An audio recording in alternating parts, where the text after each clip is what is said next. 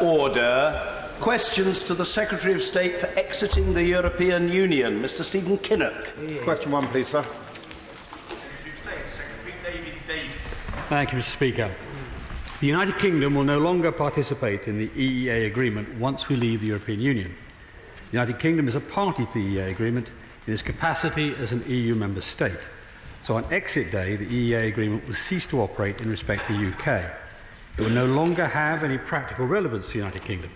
We are considering what steps, if any, we might need to take to formally confirm our withdrawal from the EEA agreement as a matter of international law. Stephen Kinnock. I thank the Secretary of State for his answer, but I'm afraid that Article 127 of the EEA agreement, to which the United Kingdom has been a signatory since 1993, clearly states that any country wishing to leave the European Economic Area must give formal notice of at least 1 year.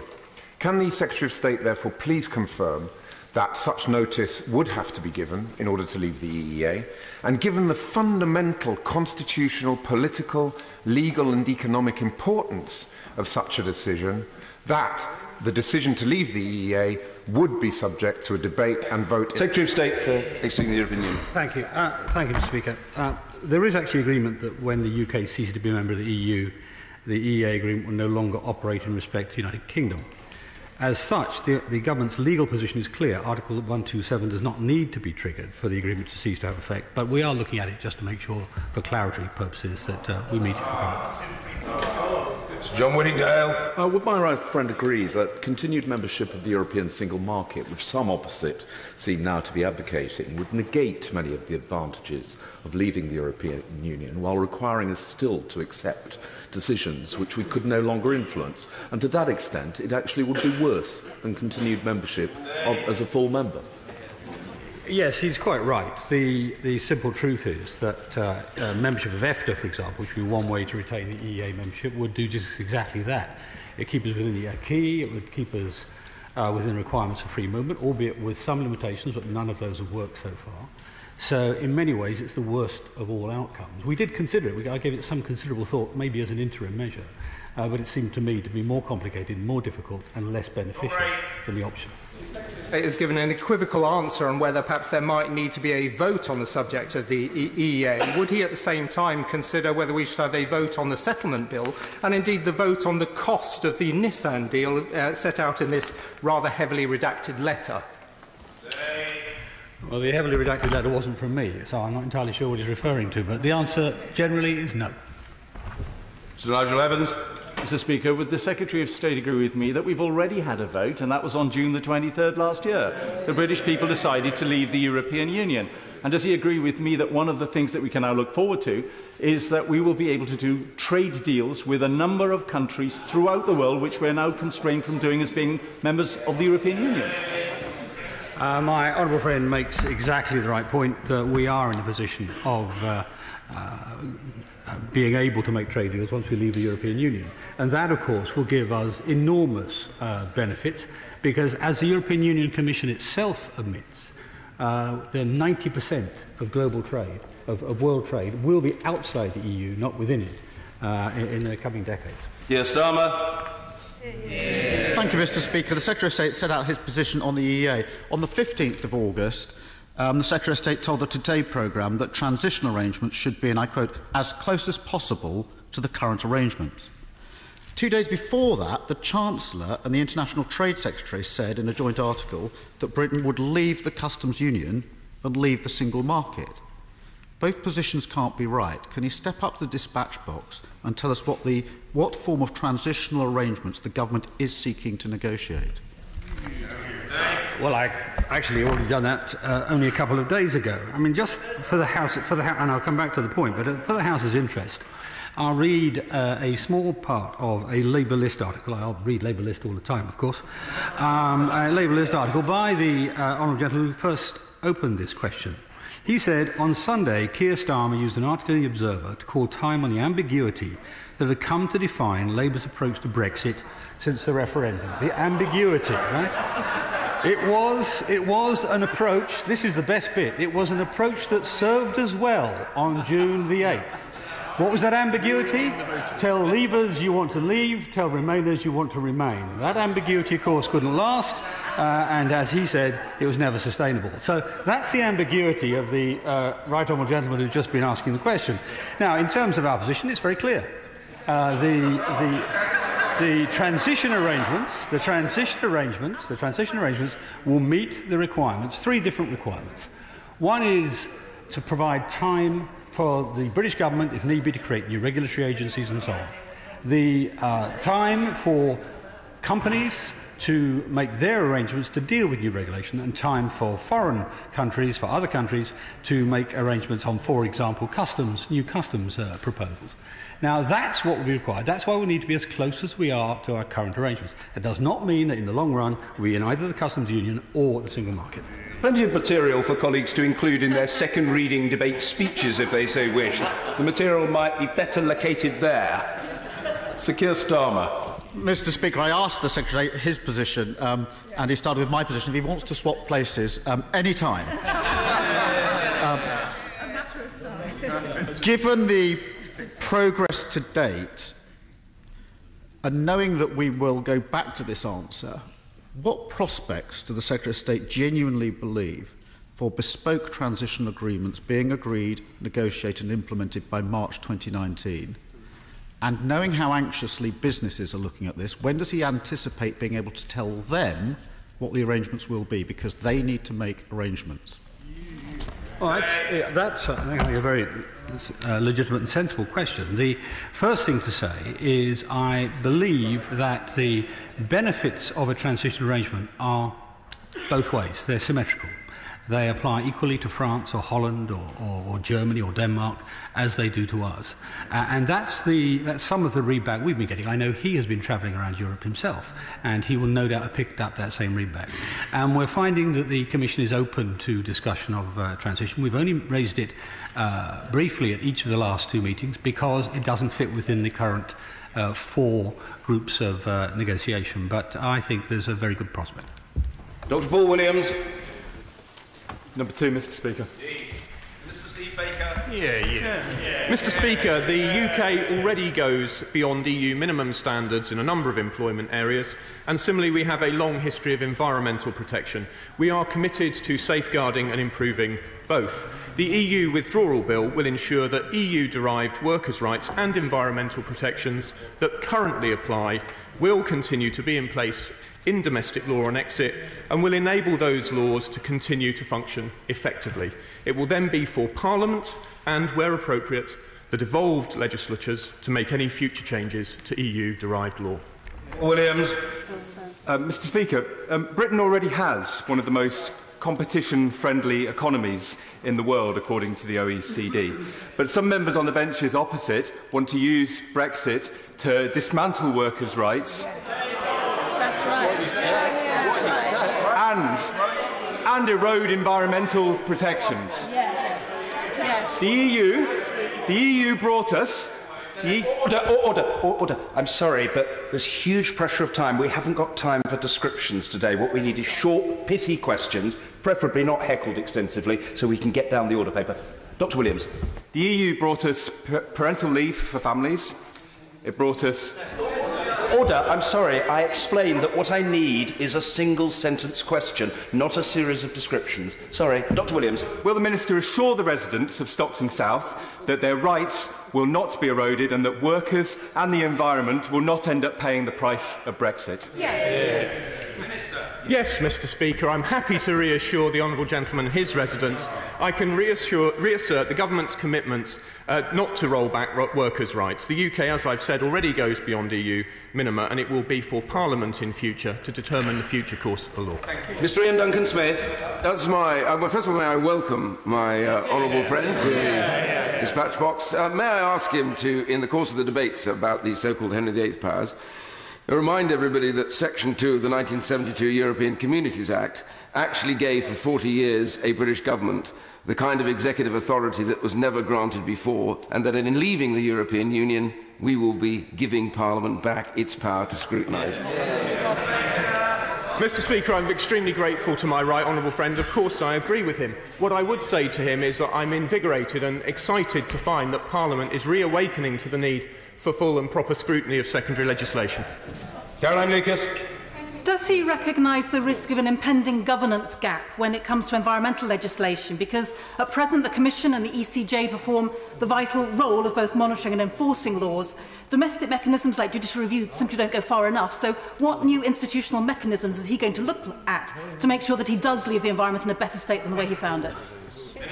Well, Mr. Speaker, I'm grateful to the honourable lady for reminding the House that we are committed to leaving the environment in a better state than we found it, and she asks how we will do it. The bill makes provision for ministers to bring forward statutory instruments which will correct deficiencies which would otherwise arise as we bring EU law into UK law, and I very much look forward to the debate on the particular instruments. Patterson. Mr. Speaker, can I also welcome my honourable friend to the front bench and welcome his comments to the honourable lady for Brighton Pavilion, who is completely wrong, because leaving the European Union enables us to take our full role on the international bodies such as the IPPC, the OIE, Codex Alimentarius, and we will be able to adapt the World Convention's Ramsar Bern to our own environment, our own landscape, our own flora and our own flora. Does he agree? Mr. Speaker, I do agree with him, and I'm most grateful to him for giving me the opportunity to put back on the record that we will uphold all our commitments to international law in relation to the environment. Mr. Peter Grant. Thank you, Mr. Speaker. Despite the Minister's assurances a few minutes ago, Clause 9 as it stands will give the Minister the almost unlimited right, with minimal parliamentary scrutiny, to wipe out any workers' protection that they choose to do so. That's exactly what it does. Given that they're promising not to do that, will the Government commit today to amending that clause at committee stage so that the erosion of workers' rights is explicitly excluded from the powers that that clause will bring? Exactly. Mr. Speaker, the powers in the bill have been drawn widely in order that this country, this Parliament, can meet the imperative of delivering a working statute book on the day we leave the European Union, to deliver certainty, continuity and control, and on the area that the honourable gentleman raises, in order to implement the withdrawal agreement in a way that allows us to leave the European Union smoothly and successfully. So I will not give him today the assurance that he's looking for, but what I will say to him, Mr. Speaker, is that as the junior minister responsible for the bill on behalf of the Secretary of State, I will look with the utmost seriousness at the amendments that are brought forward.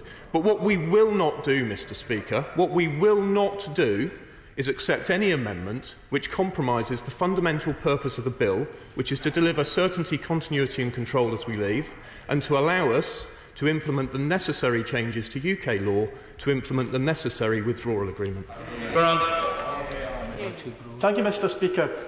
The reason that the Government believe Clause 9 is necessary is because of the huge volume of legislation that will have to be put through simply to tidy up potential anomalies in legislation. I'm offering them a way out. Why are they so determined to bring in legislation that they don't intend to use when they're going to have so much work cut out to bring in the legislation they do need? Why won't he commit to put into legislation the promise that he's just given to the House at the dispatch box? Mr. Speaker, I think the honourable gentleman, with respect, may be confusing clauses 7 and 9. And I think what I should say at this point is that I look forward to the fullest debate on these matters on the floor of this House when we come, I hope, Parliament willing, to committee stage. Jenkins. May I add my congratulations to those of my colleagues for his appointment to the front bench. It's very well deserved.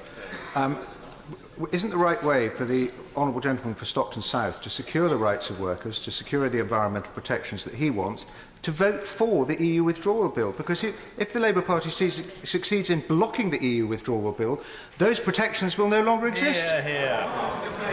Well, I'm most grateful to my honourable friend for his congratulations, and if I may say so, all his support, and I look forward to his support in future. He's absolutely right. The best way for members of this House to ensure that they serve their constituents by delivering a working statute book and the continuity of the rights and protections currently in EU law and applying to the UK is to vote for this bill and to support its passage. Sharma.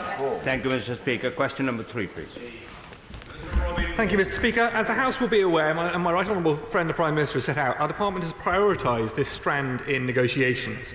We recognise the importance of providing swift reassurance to 4 million people, EU nationals living in the UK and UK nationals living in the EU. In August, we agreed to protect the rights of frontier workers, cover future social security contributions and protect existing healthcare rights and arrangements for EU citizens in the UK and UK citizens in Sharma, thank you for your answer. Business across my constituency and throughout the country are worried, not just about retaining staff, but about attracting the brightest and the best. Heathrow, just outside my seat, employs thousands. Locally and medical research firms contribute massively across the country. What can you say to assure them that Brexit won't destroy their competitiveness? I thank the honourable gentleman for his question. It's an important point. We do want to make sure that as we look towards the future and we look towards a new immigration policy after we have left the European Union, we can meet the needs of business and our economy. And I'm glad that the Home Office has commissioned work from the Migration Advisory Committee to look at all sectors of the economy, look at all parts of the UK, to make sure we can continue to attract the brightest and the best. Mrs. Theresa Villiers.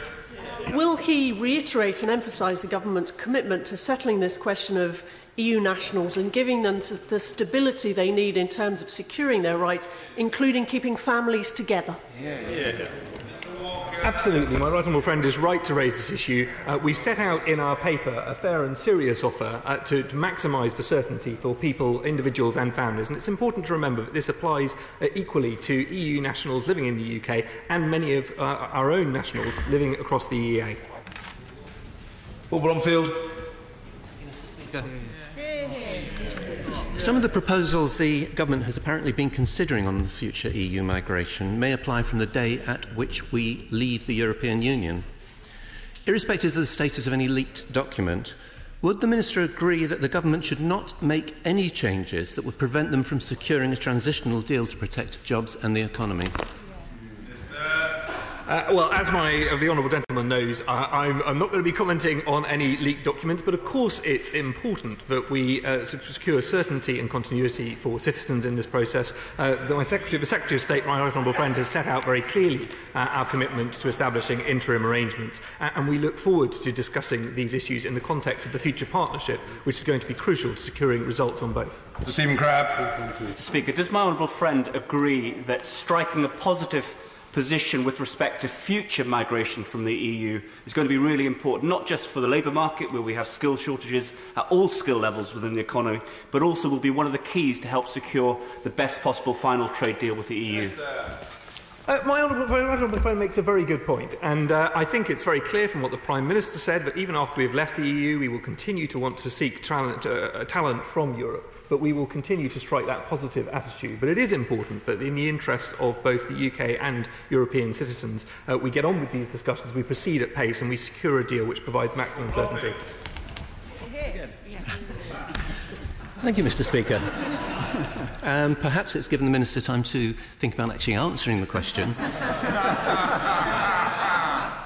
which was, of course, a commitment not to introduce any new migration rules from 2019, which will impact on a transitional deal. But let me also ask, looking beyond 2019, given that the government are committed to the principle of reciprocity in any deal on citizens' rights, would he be happy for UK citizens living and working in the EU to be subject to biometric screening and fingerprinting? Well, the honourable gentleman asked very theoretical questions about future policy, and I'm not going to get into commenting on the policy of other departments which hasn't yet been published. What I think is important here is that we negotiate in good faith to secure the best outcome for UK citizens and for EU citizens, and that is exactly what we're doing. Nigel Huddleston. Number 4, Mr. Speaker. Mr. Speaker, we've been working closely with the Secretary of State for the Environment, Food and Rural Affairs on support for farmers. The government will provide the same cash total in funds for farm support until the end of the Parliament. We're working closely with a range of stakeholders as well as the devolved administrations to maintain stability for farmers. The Department for the Environment, Food and Rural Affairs will also be introducing an agriculture bill that supports our vision for a thriving and self-reliant farming sector that is more competitive, productive and profitable. to protect our precious natural environment for future generations and to deliver on the manifesto commitment to provide stability for farmers as we exit the EU. Stern. I thank the Minister for that comprehensive response. The Minister is aware that the UK farming sector is highly reliant on EU labour. What discussions has the Minister had with DEFRA and others about the potential reintroduction of a seasonal agricultural workers scheme? Mr Speaker, I'm happy to tell my honourable friend that the Government keeps its position on seasonal workers under review. Until we've left the EU, employers in the agricultural and food processing sectors are free to continue to recruit EU workers to meet their labour needs. It remains the Government's policy not to operate migration schemes for non-EEA nationals coming to fill vacancies at lower skill levels, while employers have unrestricted access to EU labour from elsewhere in the EU. I note that the Home Office, however, told the DEFRA Select Committee earlier this year that a new source scheme could be introduced very quickly in 5 or 6 months once the need for such a scheme had been identified. And I hope my honourable friend will be reassured that we will have the agility to meet those needs. McCarthy. Mr Speaker, and I hope that they are listening to the people that gave evidence to the EFRA Select Committee, evidence that the food would end up rotting in the ground if we don't have the labour force to dig it up. But can I also urge the Minister, it's not just about subsidies for farmers, it's about access to the market and tariff-free access to the market. Unless that is resolved, our farming industry will collapse. Well, what I'd say to the honourable lady is, of course, we wish to secure tariff-free access to European markets and, indeed, tariff-free access to markets across the world. But these are matters for negotiation. I'm sure she would join me in saying to the European Union that it's in all of our interests to move swiftly to discussions on our future agreements. Mr Philip. Farmers are amongst the most efficient in Europe. Won't Brexit give us the chance to design an agricultural policy that will be in their interest, not in the interest of inefficient farmers in Europe? Well, he's absolutely right, Mr Speaker. This is a unique opportunity for the United Kingdom to craft agricultural policies which suit our unique needs, and I very much hope that that will be to the benefit of the United Kingdom and our farmers. Samuel Roberts. Welsh farmers and fishermen need assurance now that UK and Welsh governments are working together. How often will formal ministerial discussions on agriculture and fisheries take place in the next 3 months, and will these meetings be open to formal scrutiny? I'm very grateful to that detailed question, Mr Speaker, and I look forward to answering her in writing. Anna Bardell. 5, Mr Speaker. Mr Speaker, a future partnership between the UK and EU is in the interests of both sides, and I am confident that we will secure a good deal for the UK as a whole. A responsible government, however, should prepare for all potential outcomes, including the unlikely scenario in which no mutually satisfactory agreement can be reached. The Government is undertaking a comprehensive programme of analytical work to assess, across a range of scenarios, the economic impacts of exiting the European Union. However, and as the House has agreed twice, we will not be publishing any information which would prejudice our negotiations. Hannah Bardell. Thank the Minister for that answer, but the CBI President Paul Dressler said the implications of falling back onto WTO rules and a no-deal scenario would open a Pandora's box of economic consequences, and the UK could face tariffs on 90% of its EU exports by value. So can the Minister therefore reassure business that the UK will not walk away from these negotiations with no deal? Well, what I can say to the honourable lady is that it is our intention to do what is in all of our interests, the mutual interests of all the nations of the European Union and the United Kingdom, which is to secure a deep and special partnership, including a broad and deep free trade agreement. I very much look forward to doing so. But I would say to her, I think that the World Trade Organization is one of the great achievements of liberalism against the forces of economic nationalism, and I very much look forward, under whichever circumstances we leave, the United Kingdom playing the fullest part in the improvement and development of the World Trade Organization. I thought that the honourable gentleman was about to refer to Ludwig von Mises, but no doubt that awaits another of his answers in due course. Sir Desmond Swain. I hope he still believes that no deal is better than a bad deal. Well, I would agree with my honourable friend, and I would refer him to what the Chancellor famously said on Mar, that what we can't do is accept some kind of punishment deal. And I certainly think that an environment in which the United Kingdom trades with the world in the context of controlling our own tariffs, our own taxes, our own domestic regulation is an environment of which we should not be afraid. Stephen Timms. Mr. Speaker, does it remain the ambition of ministers to secure barrier-free access for the UK to the European single market? Isn't the reality the only way to enjoy the benefits of the single market to comply with the rules of the single market? Well, Mr. Speaker, we recognise that the freedoms of the single market are indivisible, and the people of this country wish for Parliament to set its own laws and wish to have a UK migration policy which meets with their democratic consent. It is the ambition of ministers to secure trade which has the absolute minimum of frictions, and I very much hope and look forward to doing so. James Cartledge. Speaker, the question of potentially not having a deal obviously raises the issue again of transition, and the Secretary of State said earlier he thought there was a very good prospect on that point. Is it not the case that, given that the purpose of a transition is to give certainty to business, that the only logical time frame for one is to run from when we leave until a new comprehensive deal is signed? Well, what I'd say to my honourable friend is that the government has agreed that the country would benefit from a period of implementation, but how that period of implementation works and the destination to which we're heading still remains a matter for negotiation. Norman Lamb. Number 6, Mr. Speaker. Thank you, Mr. Speaker. With your permission, I will answer questions 6 and 20 together. The Prime Minister has been clear that we will continue to cooperate with European partners on migration and asylum as we leave the European Union. In our negotiations, we will discuss the exact nature of this cooperation as part of the future partnership. As the Secretary of State said in his statement to the House on the 5th of September, we are a country with a strong tradition of tolerance and generosity, and if anything, this will grow after we leave, not diminish.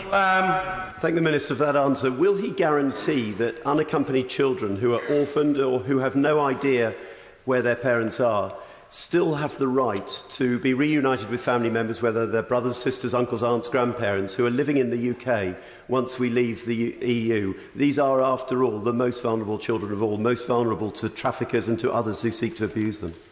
The honourable gentleman is right that we should absolutely seek to continue our policy of generosity towards these children to make sure that our family reunion policy remains generous. We have and continue to reunite many refugees with their immediate family. We have granted over 23,000 family reunion visas over the last 5 years.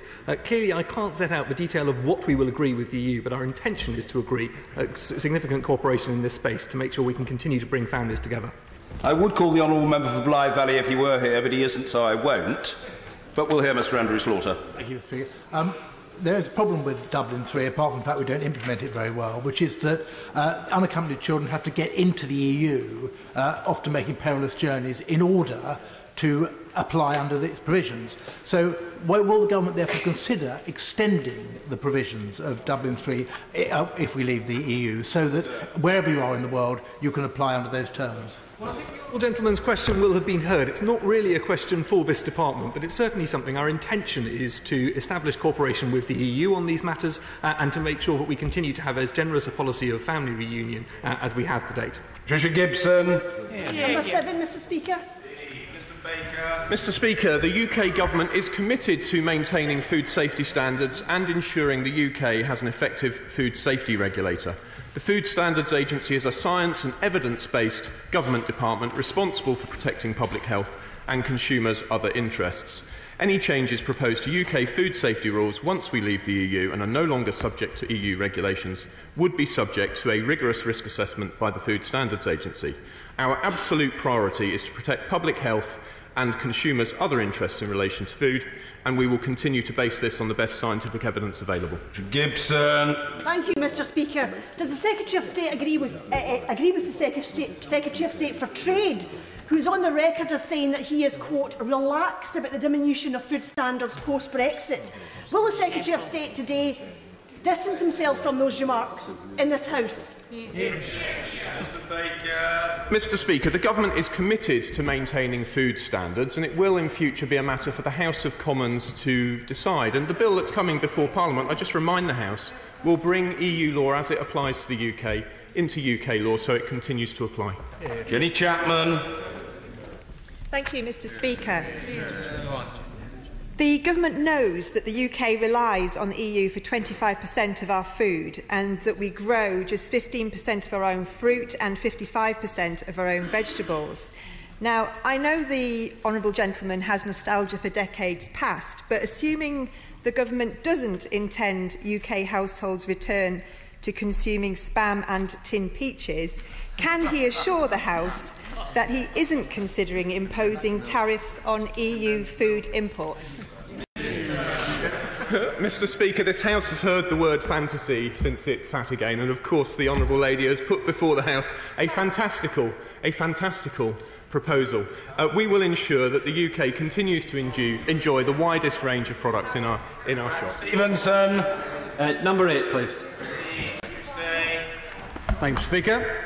Both sides of the negotiation are clear we want to achieve the best possible outcome and the strongest possible partnership.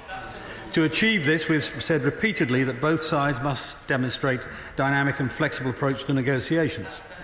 As demonstrated by the papers published by this government, for instance, we've made it clear we stand ready to protect the voting rights of EU nationals living in the UK. There will be give and take as the negotiations progress. The destination is clear, a deep and special partnership that sees both parties emerge strong and prosperous, capable of projecting our shared values, leading in the world and demonstrating our resolve to protect the security of our citizens. Stevens.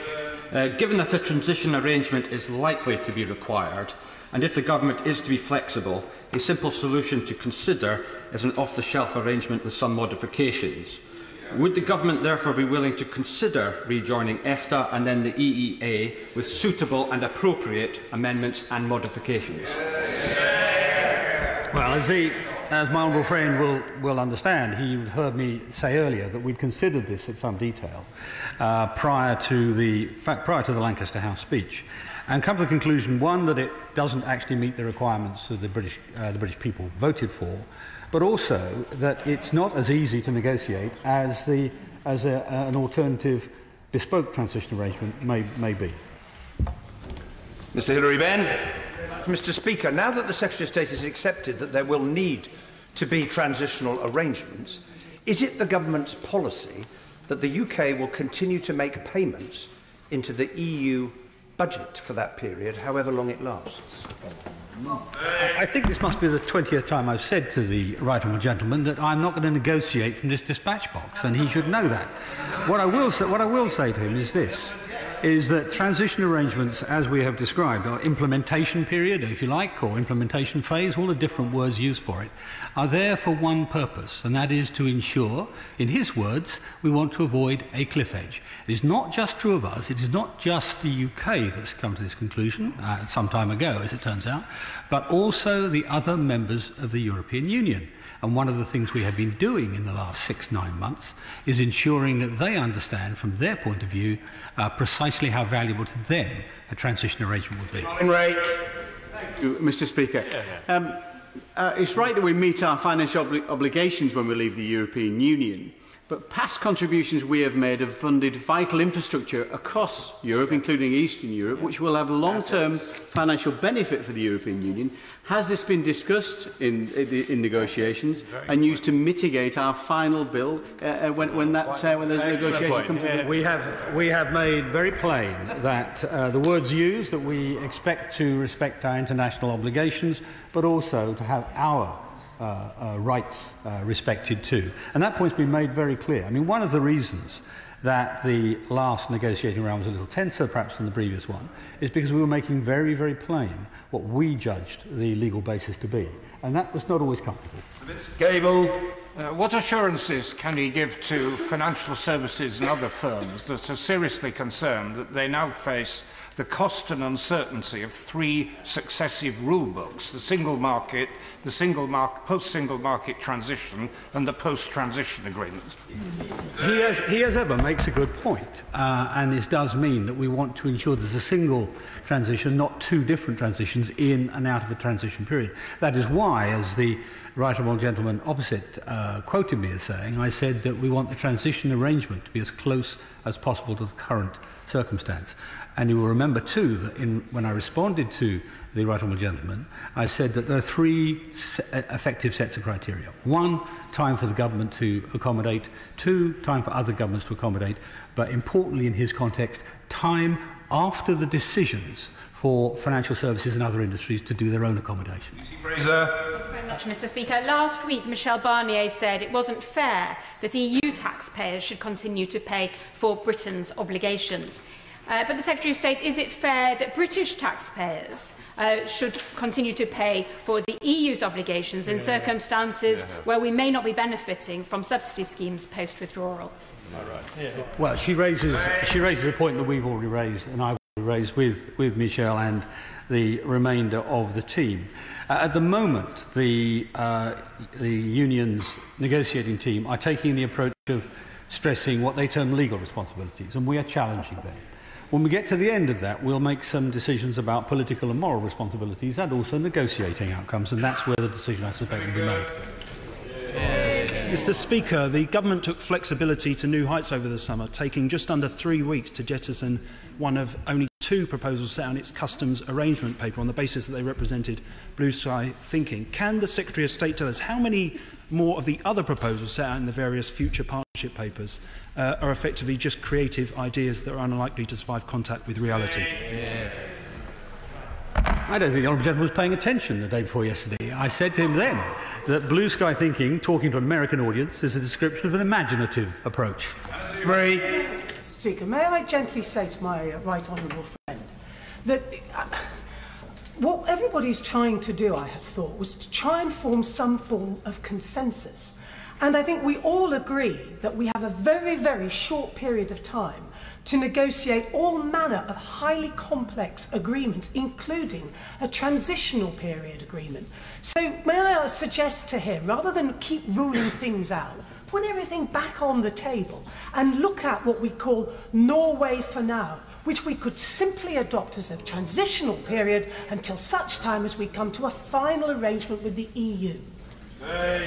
Well, the honourable lady can be as gentle with me as she likes. The simple truth is we went through the process of considering what the best negotiating strategy would be before the Lancaster House speech in some detail, and looked at who we'd have to negotiate with, where the compromise would have to be made, and what the gains would be.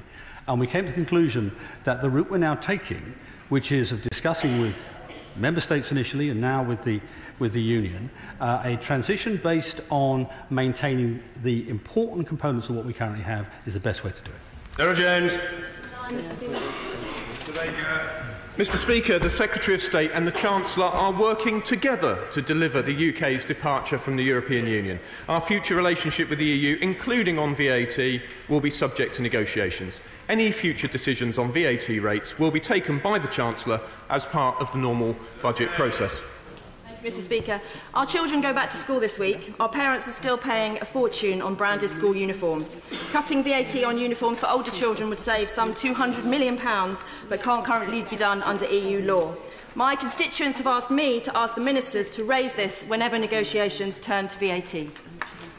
The honourable lady raises a very interesting point, which I know the Treasury bench has heard and which will be heard by the Chancellor, but I would just point out gently to her that VAT raised £120 billion in 2016 and provides essential funding for public services, including education. Gregory Campbell. Mr. Speaker, does the Minister, like me, look forward to the day when these protracted discussions are concluded and the Chancellor beyond this date will have the freedom and the liberty to set tax rates right across the whole range that we didn't have as members of the EU? Mr. Speaker, that is exactly right. J. Churchill. Number 10, Mr. Speaker. Thank you, Mr. Speaker. With your permission, I'll take 10 and 17 together. As we leave the European Union, the Government is committed to ensuring Britain remains a global hub for education, science and research. I was delighted to see this week that the universities of Oxford and Cambridge have been ranked as the top 2 universities in the world. To maintain our success, the Government is listening very carefully to the sector's views. This week, we published our discussion paper on science and innovation. As the UK leaves the EU, one of our core objectives is to continue to collaborate with European partners on major science, research and technology initiatives. The paper explores how the UK and the EU can achieve this objective together. Thank you, Mr. Speaker. I thank the Minister for his answer.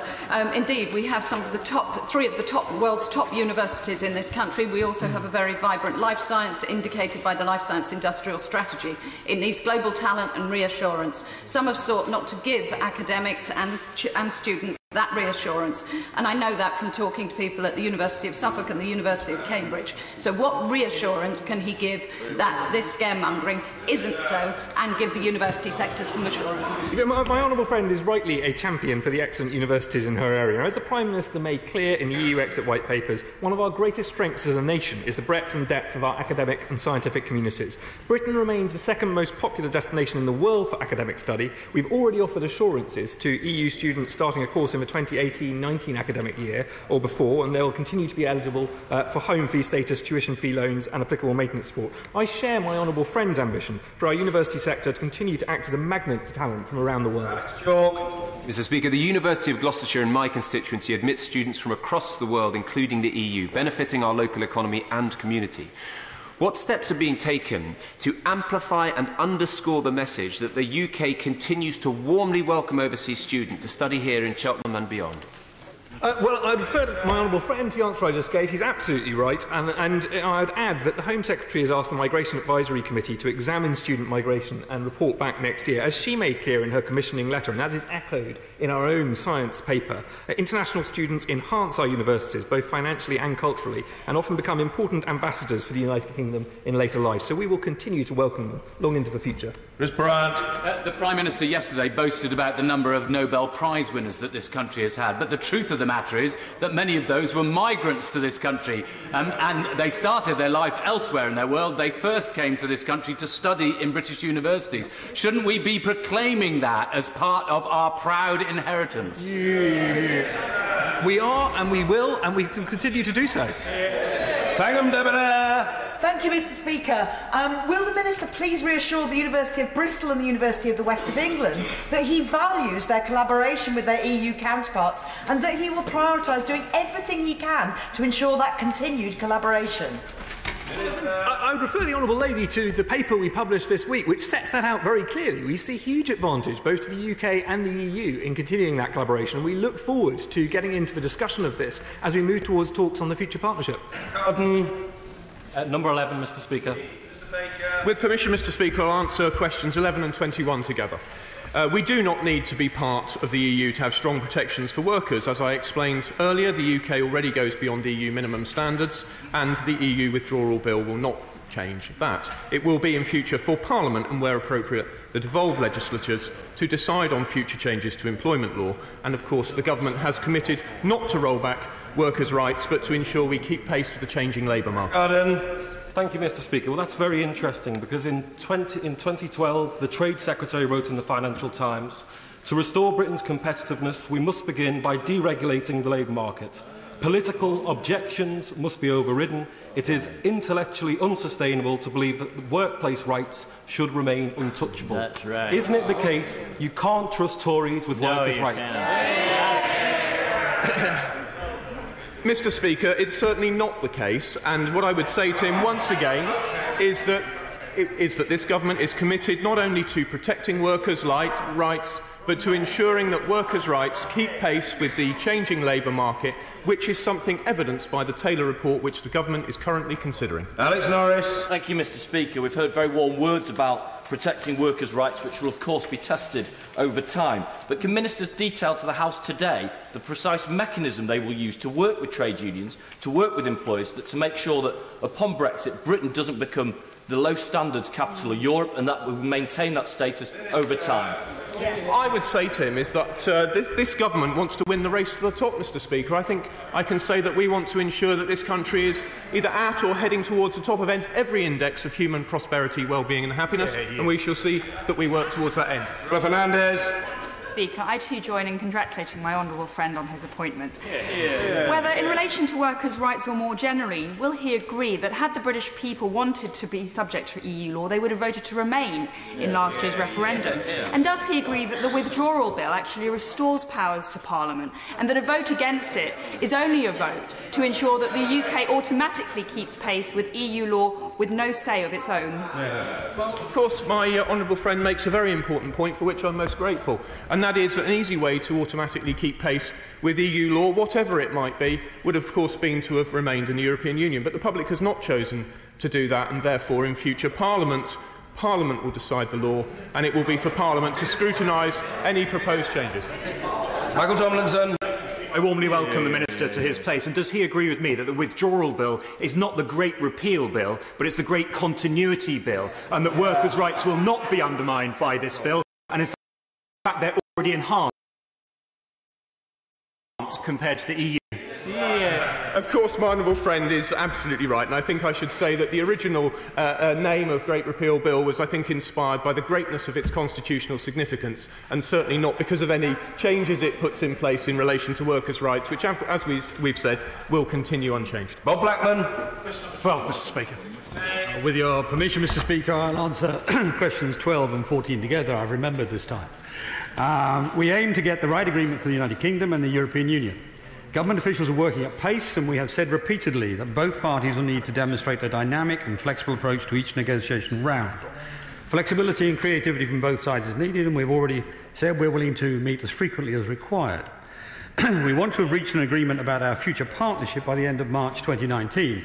From that point, we believe a time-limited interim period will be in the mutual interest of the United Kingdom and the European Union. This will allow people and businesses in the United Kingdom and European Union to adjust to new arrangements. Bob Blackman. Thank you, Mr. Speaker, and I thank my right honourable friend for his answer.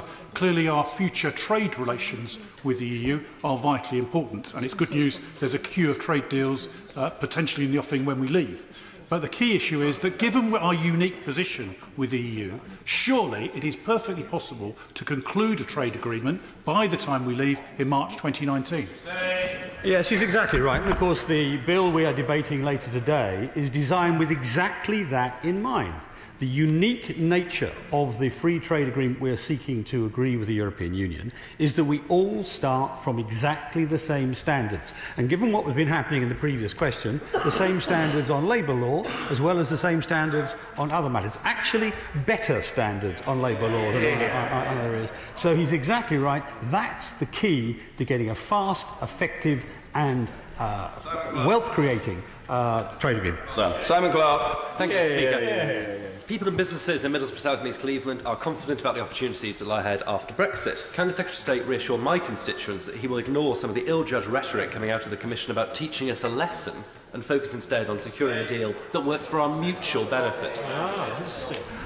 I think I should say, in the interest of maintaining amity across the negotiating table, that Mr Barnier did clarify that he didn't intend to say educate. He was meaning bring everybody up to speed on what the benefits, as he sees it, of the single market are. But both sides do want to achieve the best possible outcome and the strongest possible partnership for the future. And that's what we intend to do.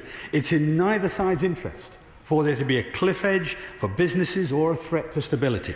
The UK and the EU will work together to agree provisions for an interim period that will allow people and businesses in both the UK and the EU to adjust in a smooth and orderly way to new arrangements. That will minimise disruption and give as much certainty as possible and meet the wishes of his constituents. Nowhere is the timetable for the leaving the EU more important to us in Northern Ireland and the Republic of Ireland. Press reports today, Minister, indicate that there is a special relationship taking place and how we will work the border between the Republic of Ireland and Northern Ireland. Can the Minister indicate to us some ideas what those discussions have been and what has happened so far? Well, so far I can only talk at the moment to the discussions within the European Union or with the European Union negotiating group. We raised at the beginning, we were very keen that we started down this as quickly as possible. We understand, of course, that the conclusion we get will be dependent to some extent on all the other decisions on borders. So how much special arrangements we have to make will depend on how open the borders are generally. And we have made very good progress. The last round, in particular, the Commission was concerned that continuing with a common travel area would impinge on European Union citizens' rights. We have persuaded them that's not true, and they have basically accepted our argument there and make. Mr Barry, Chairman. Mr Speaker, does the Secretary of State not realise that every time he gets to this dispatch box and speaks, the uncertainty in the key areas of wealth creating in this country feel more and more uncertain about their future? We're hemorrhaging people, can't recruit people in the City of London and financial services, can't recruit people in universities, can't recruit them in manufacturing. For goodness sake, man, get on with the job. Perhaps I'll organise a visit from to see Mr Barnier himself. On all the areas he talked about, on the areas of universities, we've taken actions to underpin funding of universities. In industries, you've seen the Nissan arrangements. Financial services, we've talked to financial services about what we expect to happen, and we've talked in particular about implementation periods with them in mind, not just them, but them in mind in particular. There's plenty of action being taken to improve the certainty and improve the clarity of where we're going. Finally, Charlie Elphick. Mr. Speaker, can I ask the Secretary of State on this issue that it's important to be robust on the timetable, but also robust in the face of Brussels' demands to us to send more money. We shouldn't be bullied or blackmailed, and we should be strong as a nation. Well, I hear my honourable friend loud and clear. We've been very clear that the UK and the EU will have financial obligations to each other that will survive our exit from the EU. The Commission set out the EU position in July, and we have a duty to our taxpayers, as my right honourable friend has said, to interrogate that position rigorously. That is what we did line by line in the last round of negotiations. No, we weren't on to another question. We were on the same question, but we had two different ministers appearing at the box. The honourable gentleman, the member for Dover, should feel very gratified that he had a dedicated minister to attend to his particular inquiry. It's something he can tell his grandchildren in years to come. Order. Topical questions. Mr. Martin Day. Number one.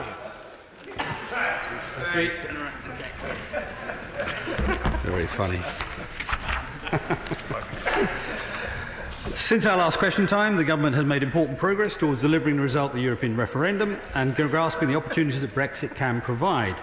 In the negotiations with our European counterparts, we found important areas where we agree, for example, on pensions, on healthcare, on Northern Ireland, and we're now working on those areas where we do not.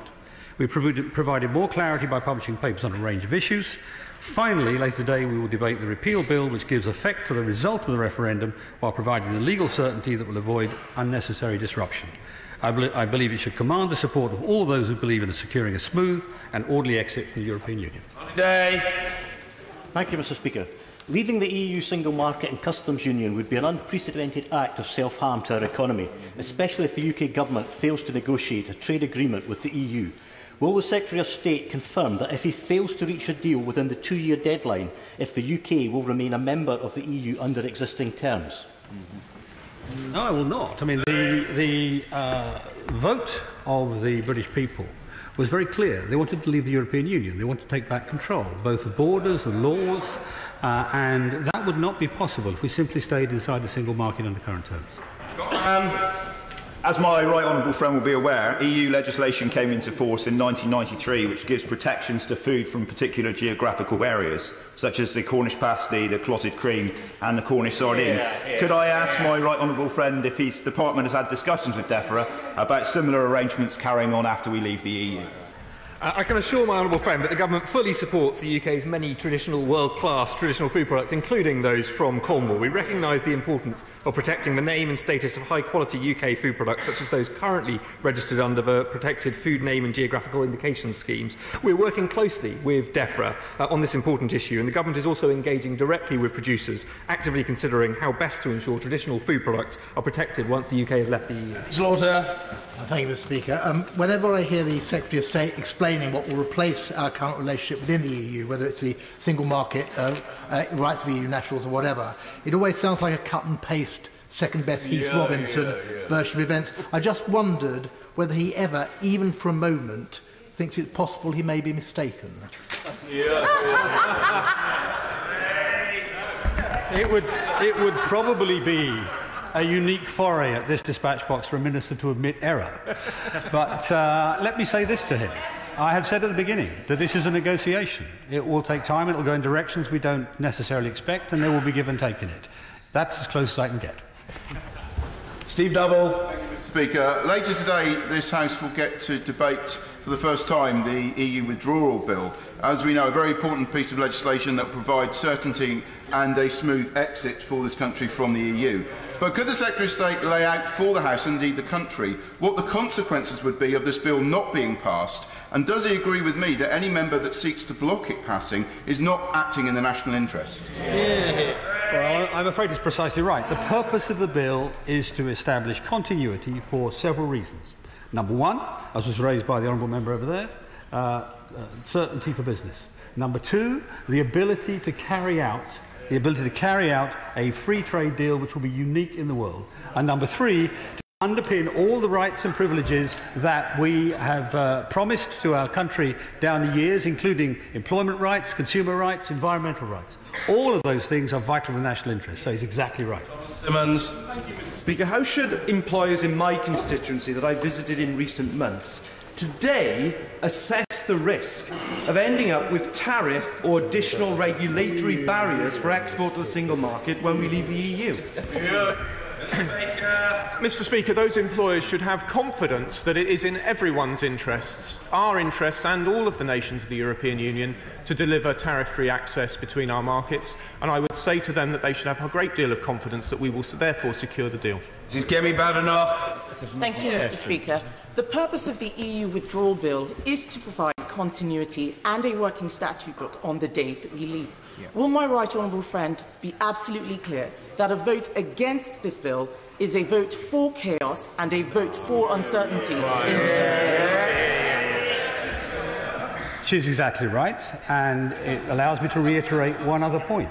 And that is, all of the talk on that side of the House has been about changing things in this bill. This bill is about maintaining continuity, about keeping in place the aims and purposes of all of the European law that we currently have and we will have the day after we leave. Pat McFadden. Thank you, Mr. Speaker. The purpose of any transition arrangement is, as the Secretary of State said, to avoid a cliff edge and to give continuity and certainty to the UK economy. But the Chancellor and the Trade Secretary published an article last month saying that during any such period the UK would not be in the single market or the customs union. What is the purpose of a transition arrangement that undermines the very stability and continuity it's supposed to achieve? He makes a good point. It would have been in his earlier question, I suspect, if he had the chance. The simple truth is, as I've said, we are starting from the aim of maintaining as much continuity as is necessary to anything that might change in the final settlement. So we will do that. Now, because we're not in the European Union at that point, legally will not be in the European Union, we won't be formally members of the single market and the customs union. But we may well seek a customs agreement for that period and a similar arrangement on single market provisions. But we cannot make that decision ourselves. It's a negotiation to be carried out with the European Union. Mr. David Jones. Does my right honourable friend agree that the system of secondary legislation contemplated by the bill, which we will be debating later today, provides the best and most flexible means of ensuring that the United Kingdom is left with a coherent statute book when we leave the European Union? And does he not agree also that there will be general bemusement in this country that the opposition are seeking to oppose that? Quite right. Well, Mr. Speaker, can I begin by paying tribute to my right honourable friend for all the work that he has done in the department. The quality of the work which I have inherited is a testament to the leadership which he provided in the department. I'm most grateful to him. But my right honourable friend has made a good point. Secondary legislation is a long-standing mechanism for making detailed changes to the law, with the scrutiny procedure for each instrument agreed by Parliament. Since their introduction, every government has used statutory instruments. Every Parliament has debated and approved statutory instruments. Thank you, Mr. Speaker. The Minister earlier extolled the benefits of the World Trade Organization should there be a no-deal scenario. But there's no automatic equivalent of the single aviation market or open skies. So what contingency is the Minister and his team making to protect our aviation industry? The Honourable Lady makes a good point, and of course the Government is well aware of these issues, and we continue to develop our contingencies plans not only in those areas but right across Government. Alex Chaw. Thank you, Mr. Speaker. Constituents of mine at world-beating companies like Spirax Sarco are the bedrock of that company's success. Does my right honourable friend agree with me that the withdrawal bill must be the opportunity to cement employee rights, not erode them? I do agree with him, and I think we've had a good canter around this issue today. I'm very grateful to him for giving me the opportunity to once again say that the Government is committed to protecting workers' rights, to ensuring they keep pace with the changing labour market, and that nothing in the withdrawal bill will change that. Well, I'm in an indulgent mood. Rachel Maskell. Mr. Speaker, Businesses are in desperate need of confidence. So when will the Secretary of State confirm that he will have the transition arrangements in place? Because we would have left the European Union in just over 18 months, and they are making their plans now and need answers to that. Yeah. Good question. Well, I'll say two things, Honourable Lady. Firstly, we will do that as soon as is feasible within the constraints of the negotiation. But secondly, if she's concerned about business confidence, the best way to guarantee stability is to vote for the bill this afternoon. Davis. Thank you, Mr. Speaker. Many farmers in Wales straddle the border with England. Can my right honourable friend outline how he's ensuring that the voice of cross-border communities are not ignored in discussions over Brexit and devolution? My honourable friend makes a very good point, and we'd be happy to meet with him and his constituents to address this issue. It is very important, but of course this bill sets out a framework which protects common UK frameworks while we have the conversation with the devolved administrations as to where they are needed. I think that's a sensible approach to protect the interests of farmers and businesses across the UK. Thank you. Order.